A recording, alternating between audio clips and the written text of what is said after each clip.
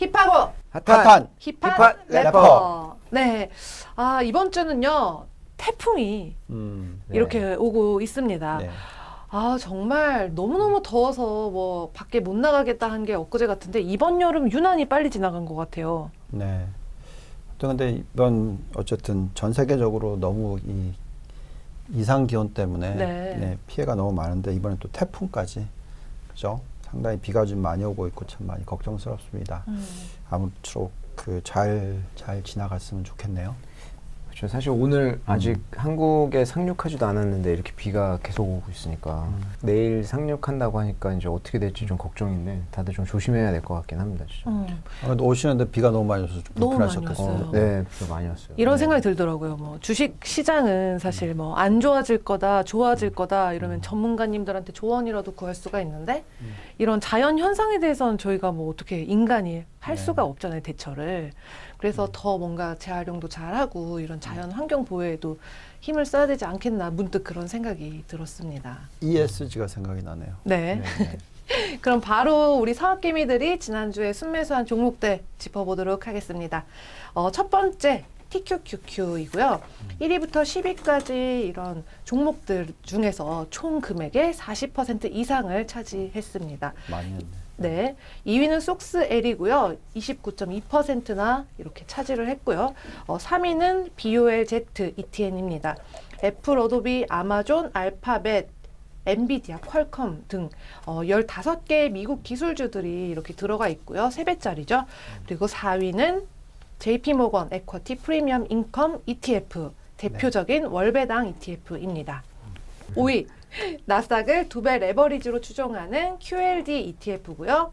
6위는 S&P 500을 3배로 추종하는 UPRO ETF.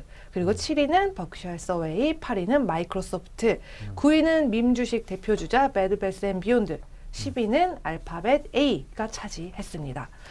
첫 번째 질문은 당연히 이제 1, 2위 관련된 질문 드려야 될 텐데요. 네.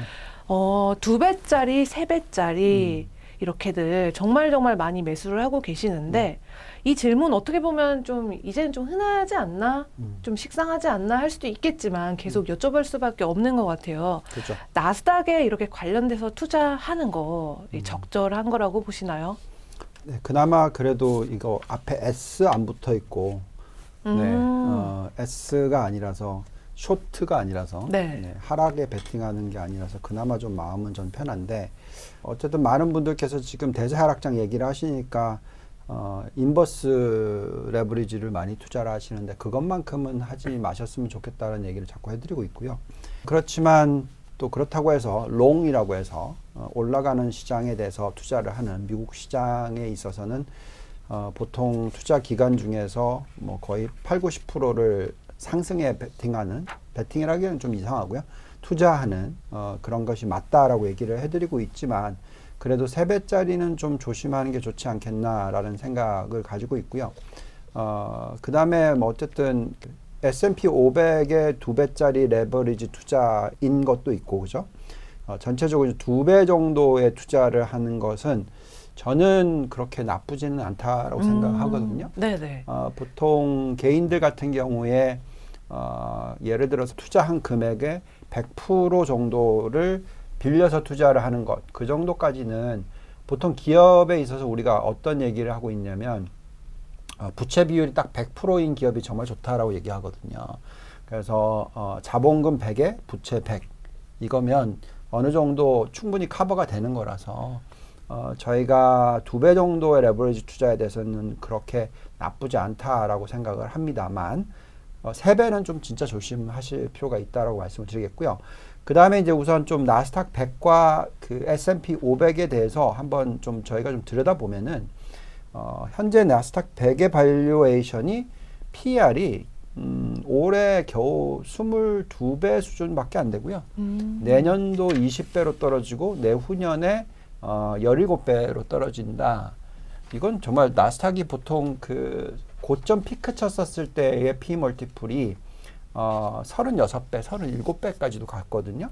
그럼 이건 굉장히 저평가되어 있다라고 저희는 판단하고 있어서 특히 나스닥 100기업은 대형 기술주 중에서 나스닥 전체가 아니라 대표 100개 기업을 투자를 하는 거잖아요. 그래서 관련된 ETF라서 제법 괜찮다라고 생각을 하고 있고요. 또 S&P 500으로 보면은 지금 PER이 17배 똑같아요. 근데 이제 올해 17배, 내년도에 16배, 그 다음에 15배까지 떨어진다. 이것도 과거 평균 역사상 저평가되어 있는 수준이다라고 판단을 합니다. 그래서 밸류에이션상의 매력도 있으니까 뭐 2배 정도의 레버리지로서 S&P 500, 특히 나스닥 100 투자하는 거 나쁘지는 않다라고 생각이 들어요. 그렇지만 어쨌든 지금 대세 하락장인가 아닌가라는 걱정들을 많이 하시잖아요. 그래서 저희가 좀 시나리오 분석을 좀 해본 게 있는데 뭐냐면 지금 다들 걱정하는 게 미 연준이 금리를 4%까지 끌어올린다. 뭐 이런 걱정을 하고 있으면 미국의 10년 국채 금리가 지금 안 그래도 2.6에서 3.2%까지 올라오면서 주식시장이 많이 하락을 했는데 이걸 4%까지 올라간다고 생각하고 어느 정도가 적정한 S&P 500인지 나스닥 100인지를 저희가 분석을 해봤습니다.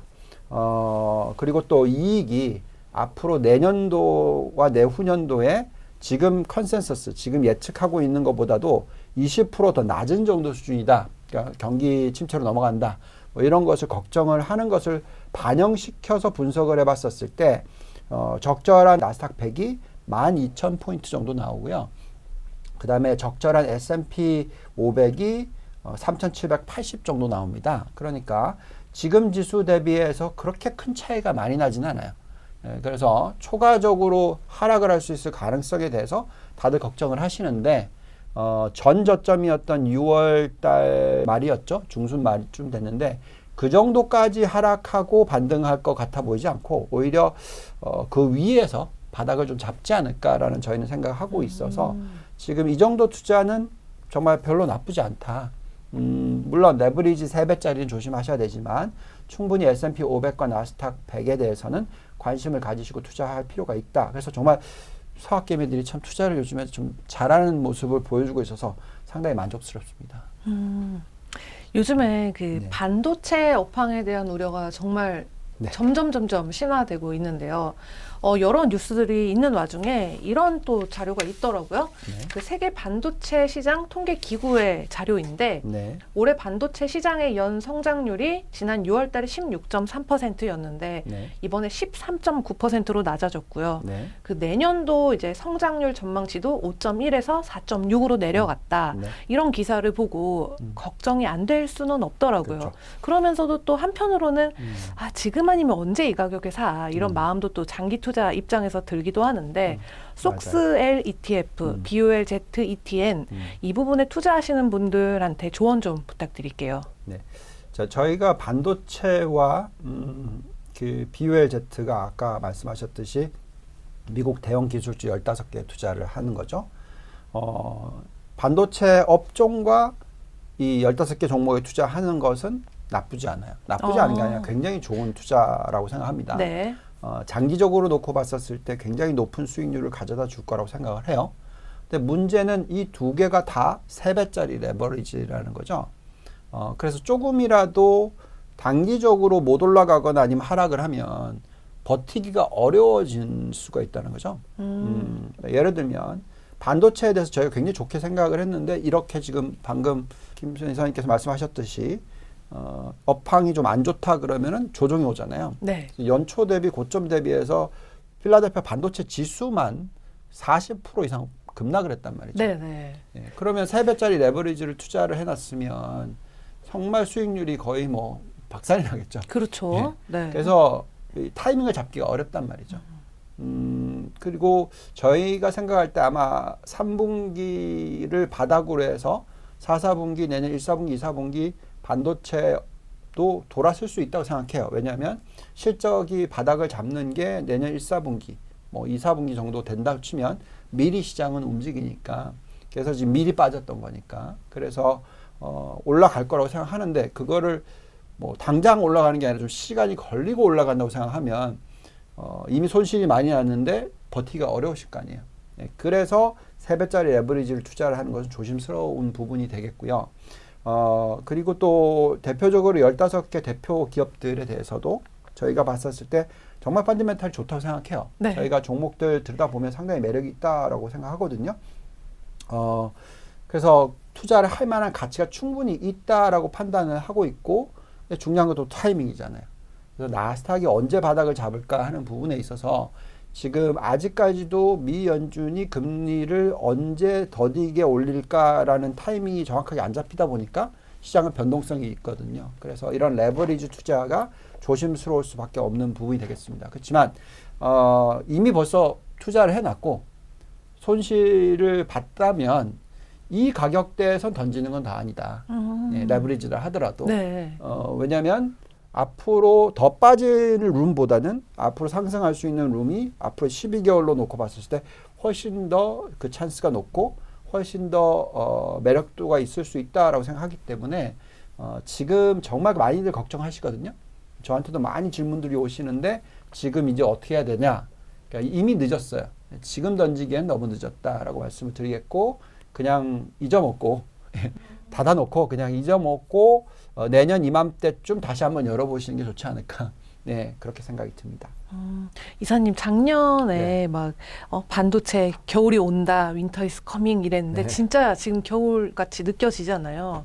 이 그쵸. 겨울이 좀 빨리 끝났으면 좋겠는데 그렇죠? 그렇죠. 근데 아무래도 이제 반도체 실적이나 뭐 이런 게 그렇게 나쁘지는 않은 편인데 이제 미국에서 하고 중국에 이제 문제가 많이 발생하다 보니까 네. 최근에 계속 뭐 엔비디아나 AMD에 압박 주고 있잖아요. 수출하지 말라고. 그래서 이런 정치적인 관계가 좀 엮여가지고 아무래도 빠른 시일 내에 풀기가 어려운 좀 그렇다 상황이 된 것 같아요. 최근에. 네. 그래도 어쨌든 중요한 것은 가격 정가가 가장 할 수 있는 업종이 IT 업종이거든요. 네. 반도체도 과거에 비해서는 가격 변동성이 그렇게 크지를 않아요. 그래서 어쨌든 변동성이 있다 하더라도 이 상승 추세에 있는 변동성이니까 올해 생각할 때 좀 일정한 조정이 있을 때 투자를 하는 게 적절하죠. 특히 속스 필라델피아 반도체 지수가 고점 대비해서 40% 이상 빠졌다면 네. 충분히 어느 정도 뭐 50% 빠질 수도 있죠. 그렇지만 보통은 그 밴드로 해서 큰 폭으로 올라갈 수 있으니까 이럴 때는 좀 버티기가 맞지 않나 생각이 듭니다. 네, 알겠습니다.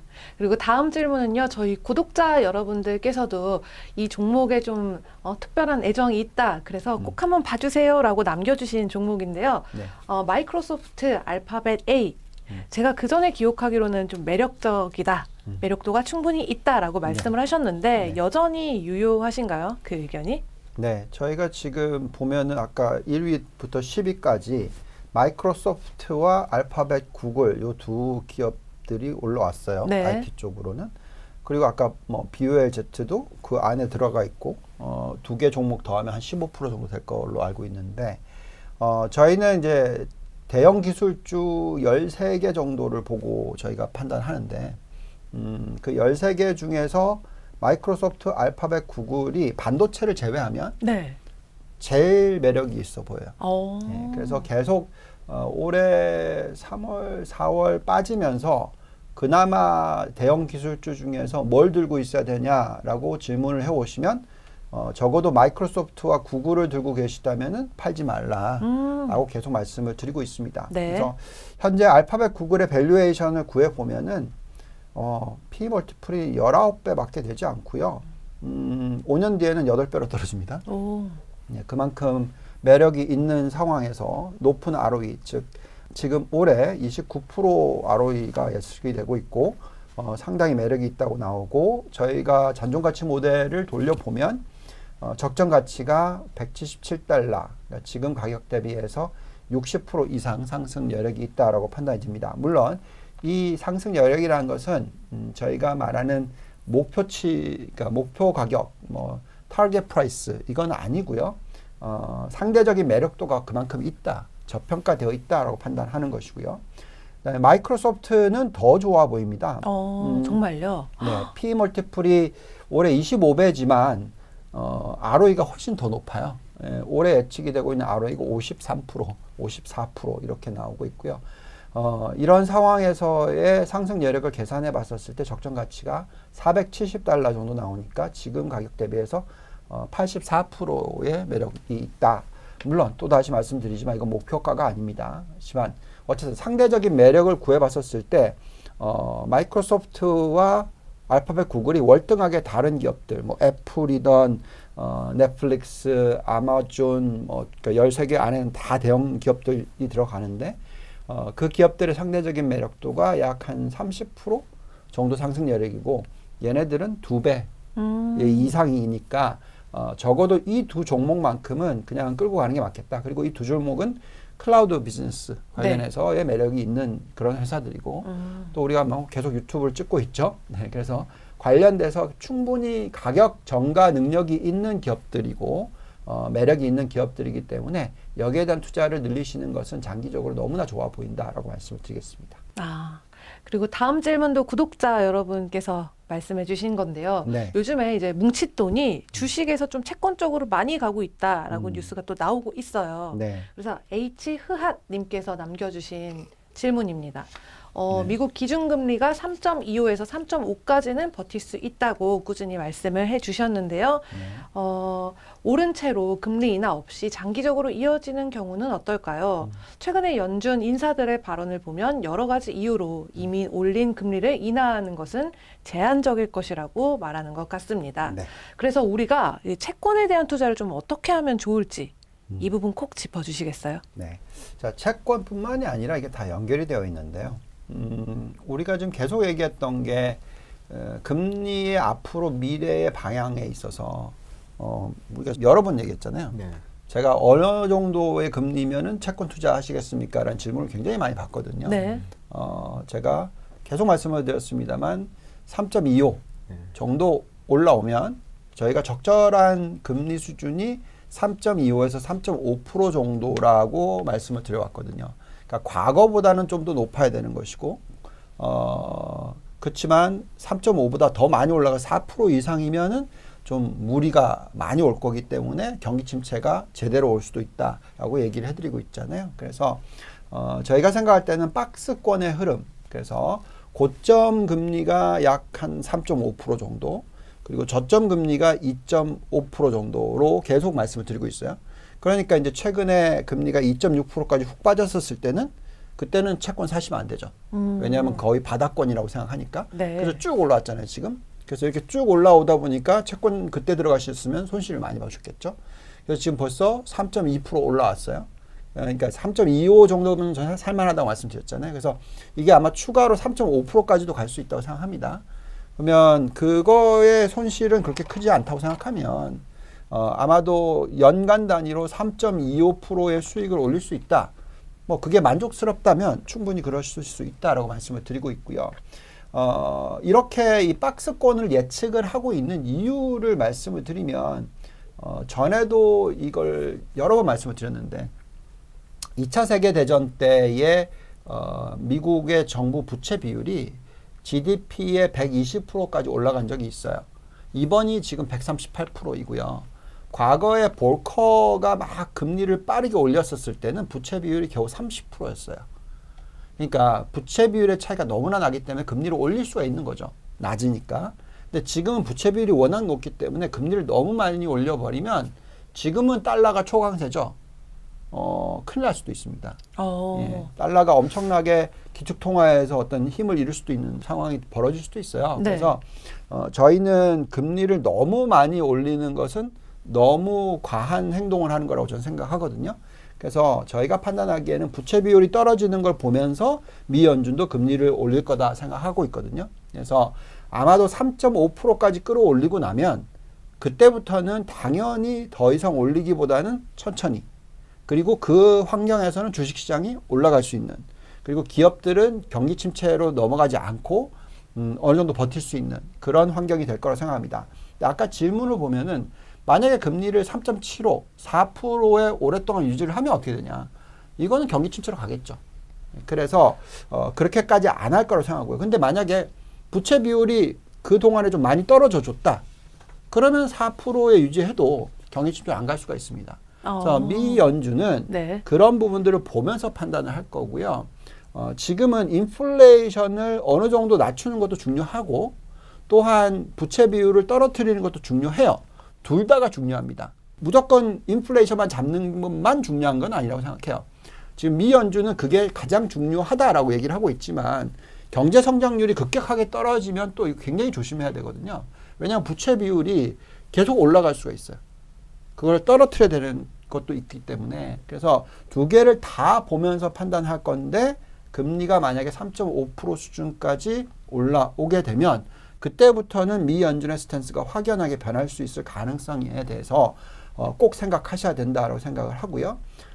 항상 중요한 것은 정부가 감당 가능할 수 있는 금리 수준이 어디냐. 예, 그 부분이 또다시 말씀을 드립니다만 미국의 10년 국채 금리가 3.25에서 3.5% 사이 정도 되면 그 정도는 감당 가능하지만 이게 4%까지 올라가 버리면 감당 가능하지 않을 수 있으니 조심스럽게 봐야 된다고 생각하고 또 주식시장도 이런 환경일 때는 과거에도 금리 인상 속도가 떨어질 때 올린다 하더라도 떨어질 때 75bp씩 올리는 게 아니고 0.25씩으로 올리는 수준으로 쑥 떨어지면 이때 주식시장이 굉장히 세요. 그래서 아마 그런 타이밍이 올해 9월 이후에 오지 않을까라고 생각하고 있어서 저희는 채권 투자도 주식 투자도 금리가 어느 정도 수준일 때, 즉 3.25 이상 올라갔었을 때는 충분히 투자할 만한 가치가 있는 타이밍이다라고 말씀을 드리고 있습니다. 네, 잘 좀 알겠습니다. 안타까운 게 네. 네. 저희 지난주까지 12를 봤을 때 네. TMF랑 항상 이제 있었잖아요. 채권 맞아요. 관련된 ETF가 있었는데 이번에 없잖아요. 그러니까 네. 금리가 딱 갑자기 급등하기 시작하니까 이제 다시 안 사시는 건데 아까 은연주 말씀하셨지만 그 전에 이미 매수를 했다고 하면 그게 좀 수익이 좀 많이 손실이 손실이 났죠. 났으니까. 근데 TMF 이런 것도 많이 사셨거든요. 그게 좀 아쉽네요. 안타깝네요. 그러니까 지금 좀 아쉬운 부분은 개인 투자자들이 참 투자하기가 어려운 환경이에요. 제가 또 아까 얘기했지만 그 우리 차 한잔 마시면서 얘기했지만 지금 또 장이 안 좋으니까 네. 돈이 빠지거든요. 네. 예, 그러니까 주식에 대한 투자 상품이라든지 주식에 대한 투자를 오히려 빠지면서 안 하세요.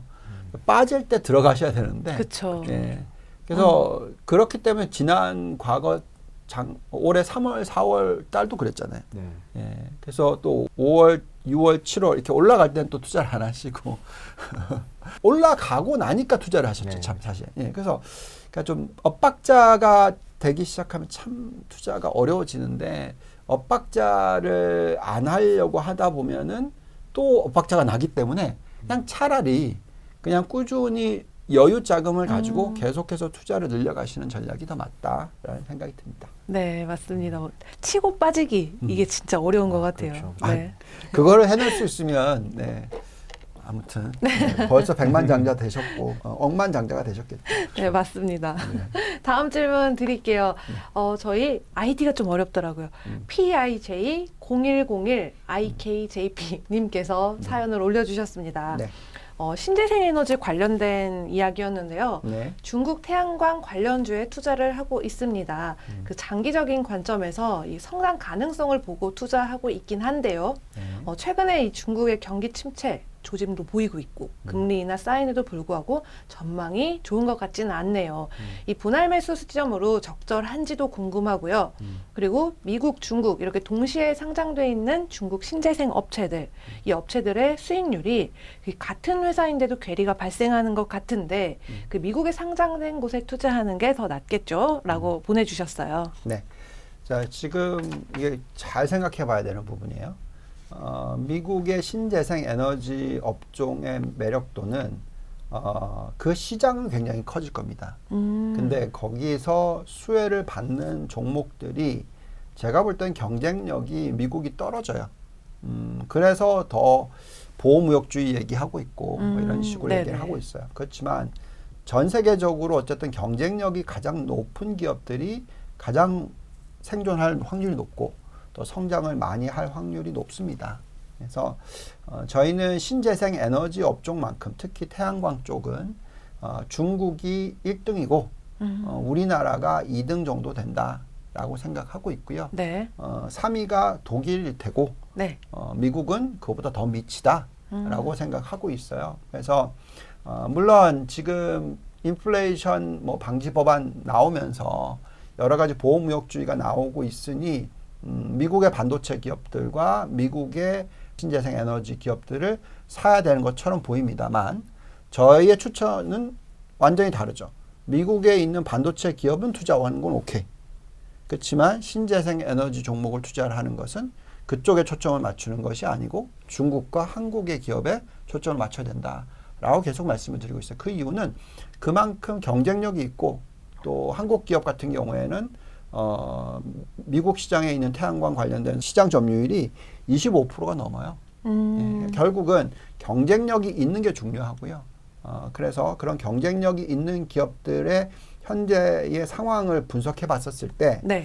지금 저희가 신재생 에너지 종목들의 상대적인 매력도 점검 테이블을 올려보면 제가 투자하고 있는 종목들이 너무 많아서 네. 예, 종목을 다 말할 수는 없고요. 그냥 딱 보시면은 중국, 한국 이 대부분 위에 있고 그 다음에 이제 9위, 10위에 퍼스트 솔라, 엠페즈 에너지 이게 이제 미국 회사입니다. 네. 예, 그렇게 올라오고 1등부터 8등은 다 한국과 중국이에요. 네. 그리고 또 그 밑에도 상당 부분 대부분 중국 회사들이 많이 올라옵니다. 그래서 지금 중국 경기가 어떻게 되는지 궁금하실지 모르겠으나 미국이 지금 저렇게 하고 있으면 중국은 당연히 부양책을 더 쓸 거예요. 그러면서 지금 성장을 할 수 있고 1등을 할 수 있는 산업에 대해서 계속해서 서포트를 할 겁니다. 그래서 이 산업은 계속 성장을 크게 할 것이고요. 특히 중국 회사들은 미국 쪽에서 판매를 못하면 다른 나라에 판매를 하는데 그게 아프리카로 갈 수도 있고 유럽으로 갈 수도 있고 뭐 정말 우리나라도 심지어 네. 올 수 있고 그렇기 때문에 지금 상대적으로 중국 태양광 회사라든지 신재생 에너지 회사들은 던지시면 안 돼요. 예, 조정이 있을 때마다 그냥 들고 가시는 게 맞고. 네. 근데 이제 상장이 중국에도 돼 있고 미국에 돼 있고 했었을 때 저희는 중국에 돼 있고 미국에 돼 있고 상관없습니다. 물론 중국에 되어 있는 것이 미국에 상장이 돼 있을 때 요즘에 자꾸 이제 미중 마찰이 일어나니까 상장 폐지시킨다 뭐 이런 리스크가 있다고 얘기하지만 그쵸. 그런 명분이 별로 없어요. 예, 그런 회사들에 있어서는 네네. 태양광 회사들에 있어서는 그래서 제가 볼 때는 그쪽은 어쨌든 중국에서 사든 미국에서 사든 그냥 두고 계시는 게 맞다. 그래서 대표적인 이런 기업들은 예를 들어서 신재생 에너지 비중을 글로벌 포트폴리오 한 20% 들고 간다. 그러면 그 20% 중에서 거의 80%는 중국과 한국으로 들고 가야 되는 거고 미국은 20% 들고 가면 정말 많이 들고 가는 거고 이런 식으로 포트폴리오 구성을 하는 게 상당히 중요하지 않을까 이런 생각을 해봅니다. 아니, 저희가 이전에 박상준 이사님과도 이 태양광 쪽 완전히 제대로 뽀개 봤잖아요. 그렇죠. 네. 네. 그리고 또 초상증권이 또 중국 네, 쪽이니까 그렇죠. 잘 아실 것 같은데 어떻게 생각하세요? 만약에 이제 네. 이 구독자분께서 이제 진코솔라를 말씀하시는 거일 것 같거든요, 제 생각에는. 네. 이제 여러 가지가 있지만 진코솔라가 이제 미국에 상장되어 있고 중국에 동시 상장되어 있어요. 근데 진코솔라를 말씀하시는 거라고 하시면 선택 여지가 없어요. 왜냐하면 이제 중국에 상장되어 있는 거는 688로 시작하는 종목 코드, 즉 과창판에서 상장이 되어 있거든요. 여기는 저희가 개인적으로 직접 투자할 수가 없습니다. 그렇기 때문에 이제 ADR에 맞게 선택의 여지가 없고 아까 말씀하신 대로 큰 그림에서 미국이 지금 자꾸 중국의 신재생 에너지를 빼고 가려고 하는 모습을 보이는데 밸류 체인 내에서 중국을 빼고 독자적으로 이제 미국이 태양광 구축하기는 쉽지가 않다고 하더라고요. 쉽지가 않은 게 거의 불가능하다라는 얘기가 나오기 그쵸. 때문에 이런 마찰은 있을 수 있지만 큰 그림에서 봤을 때는 어쩔 수가 없다 지금은. 그리고 네. 그게 뭐 구축하는데 짧은 시간 걸리는 것도 아니고 그리고 이제 그 중국이 사실은 태양광 시장의 독점 거의 하고 있다 보니까 중국 시장의 상황이라든지 이런 거 좀 영향을 받을 수 있어요. 그래서 중간에 굴곡 같은 게 있을 수 있는데 뭐 요거는 뭐 짧게 말씀드리면 중국이 뭐 5월부터 해서 지금 유동성 장세가 펼쳐지고 있는 거잖아요. 그래서 사실 이게 이제 뭐 사용자 총액이라든지 이런 것들이 올라오면은 유동성 장세에서 펀더멘털 장세로 변화할 수가 있어요. 그럼 그동안 유동성 장세에서 돈이 많이 들어갔던 신재생 에너지라든지 이런 데는 조정이 있을 수가 있거든요. 그런 굴곡들은 있을 수가 있다라는 거예요. 하지만 큰 그림에서 봤을 때 저희가 그런 타이밍 맞추기가 쉽지가 않잖아요. 네. 그러니까 그런 거를 그럴 때 잠깐 뺐다가 들어왔다 이렇게 하는 거는 좀 쉽지가 않으니까 큰 그림에서 한번 보시는 게 좋을 것 같고 변곡점에서 이런 그런 조정을 받을 때마다 조금씩 모아가는 것도 괜찮은 전략인 것 같아요. 너무 명쾌해지는 것 같네요. 두 분께서 같이 말씀해 주시니까. 네, 그리고 이제 뭐 오늘도 잠깐 오면서 비가 너무너무 많이 내리고 있고 이상기후 현상도 말씀하셨는데 그렇기 때문에라도 신재생 에너지 쪽에 정말 관심을 가질 수밖에 없는 또 하나의 현상인 것도 같아요. 네, 네. 저는 사실 이 신재생 에너지 업종만큼은 투자를 정말 많이 해야 된다고 생각하고 있고요. 아마 포트폴리오 아까도 계속 말씀을 드렸습니다만 글로벌 투자 포트폴리오 20% 정도는 투자를 해야 되는데 이게 유일하게 미국이 비하인드 커브예요. 그래서 미국에만 투자를 하면은 모르겠으나 글로벌 투자를 하시는 분들의 입장에서는 중국 회사 비중을 안 가져가실 수가 없다. 그것만은 꼭 기억하시는 게 중요하다 말씀드리겠습니다. 네. 전 이건 좀 딴 얘기이긴 한데 그 천연가스 뭐 이런 저희가 천연가스도 자주 다루잖아요. 네. 네. 올 겨울이 제 개인적인 생각으로 굉장히 중요할 것 같아요. 왜냐하면 어젠가 뉴스 보니까 이제 독일 총리가 우리가 이제 러시아로부터 벗어날 수 있는 어느 정도 준비가 됐다라고 됐다. 얘기하는데 뭐 이게 진짜인지 뻥칸지는 저희가 봐야 되잖아요. 근데 그쵸? 그 병어촌 요번 겨울이잖아요.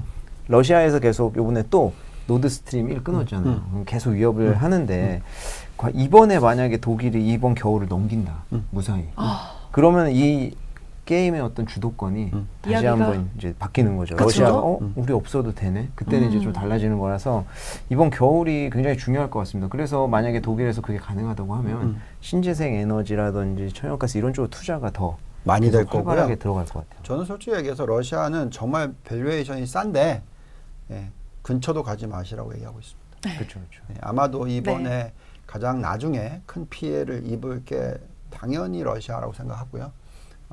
조심해서 투자를 하시는 게 좋겠습니다. 네.